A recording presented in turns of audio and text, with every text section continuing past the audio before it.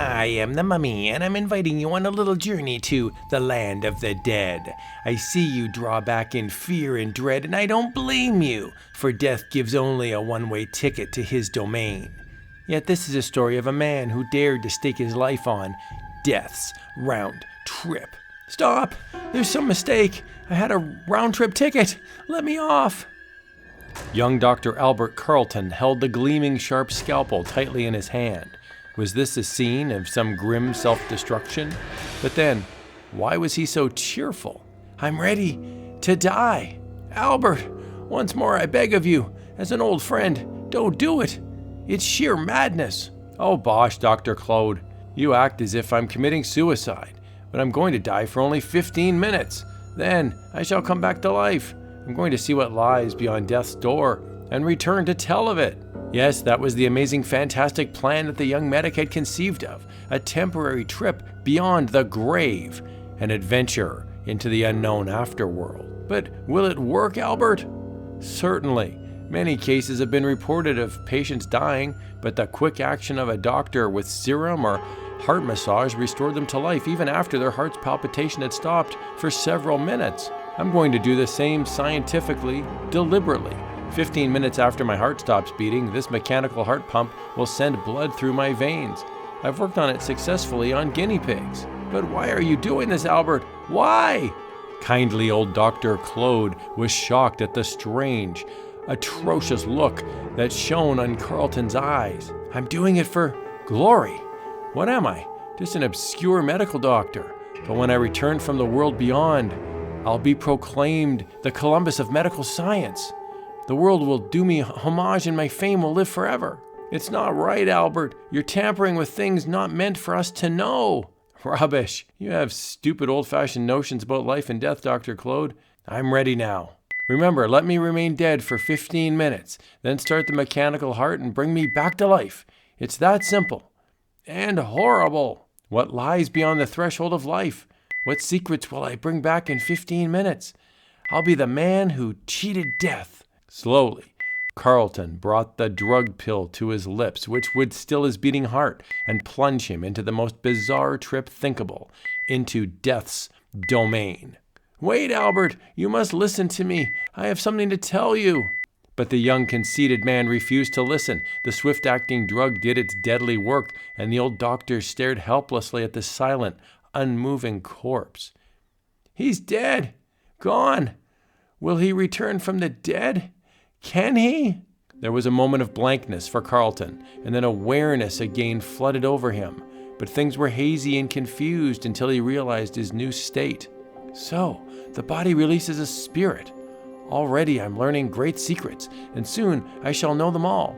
Secrets that will make me the most renowned man of all the ages. My mortal body is dead, but I have no fear. I'll be a ghost only until midnight. I feel a strong wind drawing me away. In the grip of unnameable forces, Carlton was struck by the first grip of fear.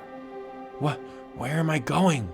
After what seemed an eternity to him, but was actually just a tick of a clock, he was wafted through the fathomless abyss to an eerie destination. A river of black waters. Why, this is like the river Styx of legend. Am I to be ferried to the land of the dead? This silence is oppressive. I almost wish I hadn't started this experiment.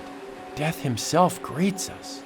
Abandon ye hope, all ye who enter my domain of ever leaving. For a moment, as those ominous words hissed from the huge shrouded figure, a cold chill struck Carlton, for the ghastly warning seemed aimed at him. Death can't hold me here. I'm only a temporary visitor for a short time. I can laugh at death, defy him if need be. I'm just like a tourist taking in the sights. Hearken all, step this way into that portal. What is this strange building?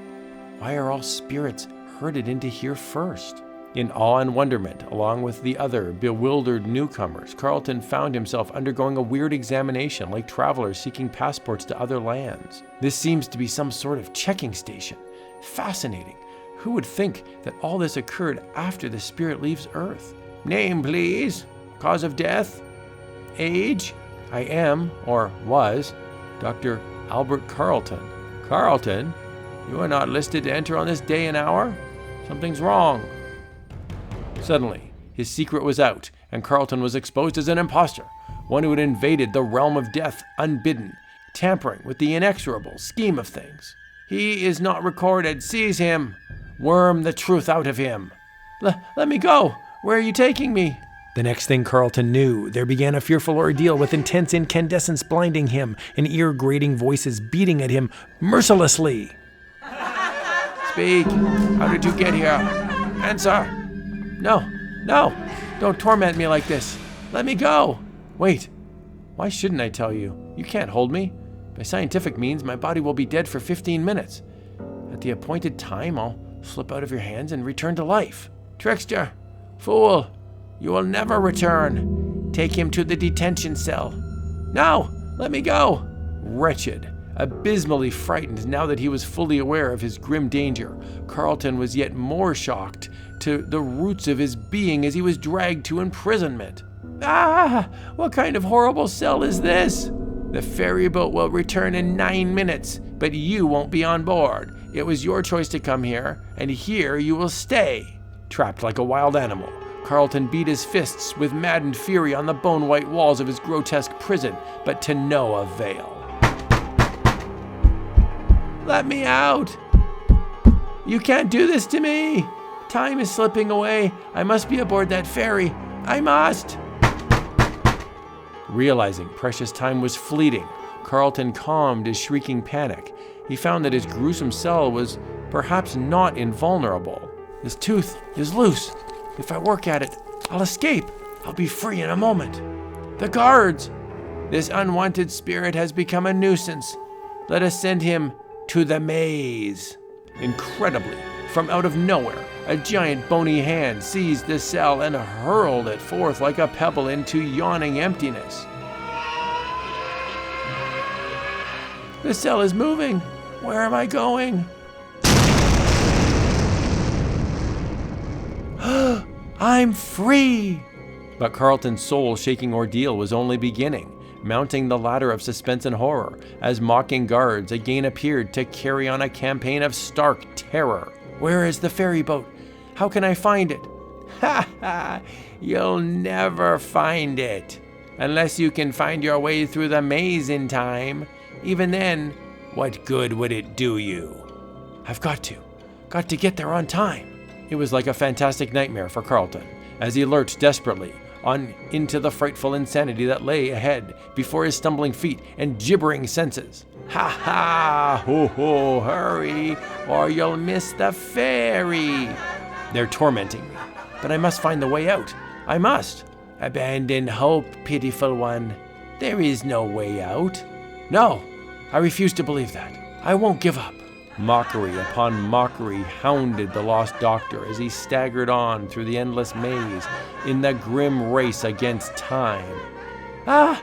A blind alley! I'm blocked off by a mirror! Ha! And time marches on! Only 6 minutes are left! Hurry, evil one! No lagging! There are so many more delightful things awaiting you!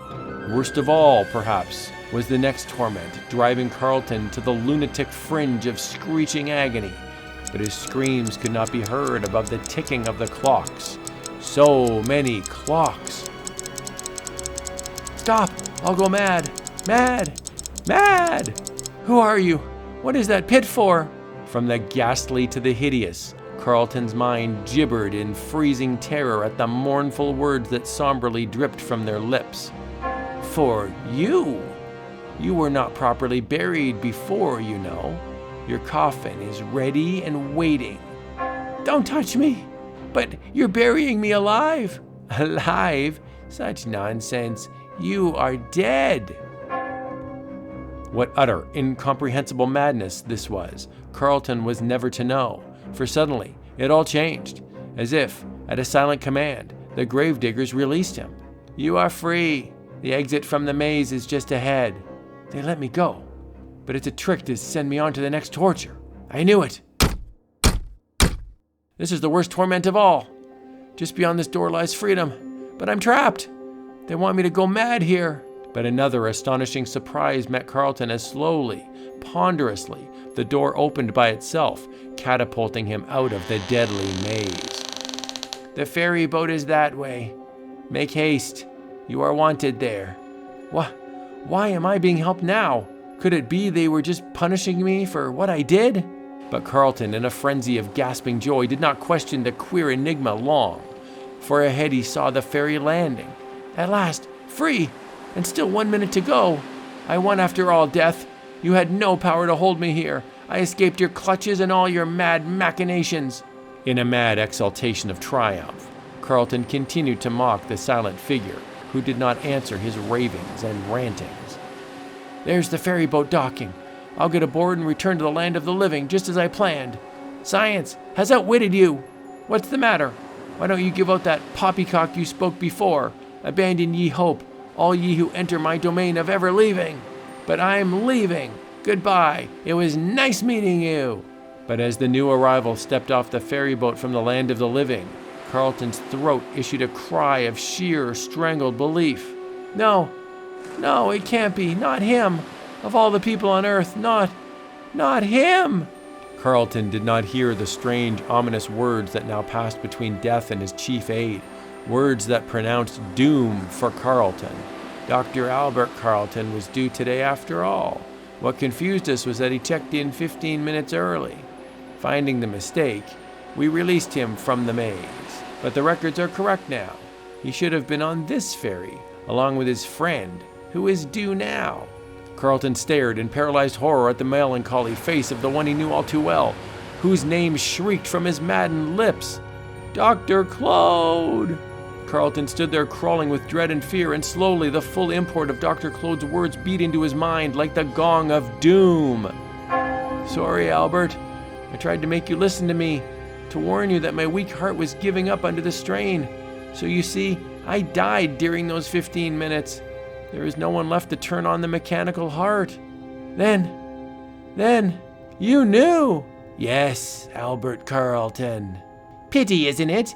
Too late, Carlton realized the grim truth that no matter how great you think you are, there is no such thing as a round trip back from death."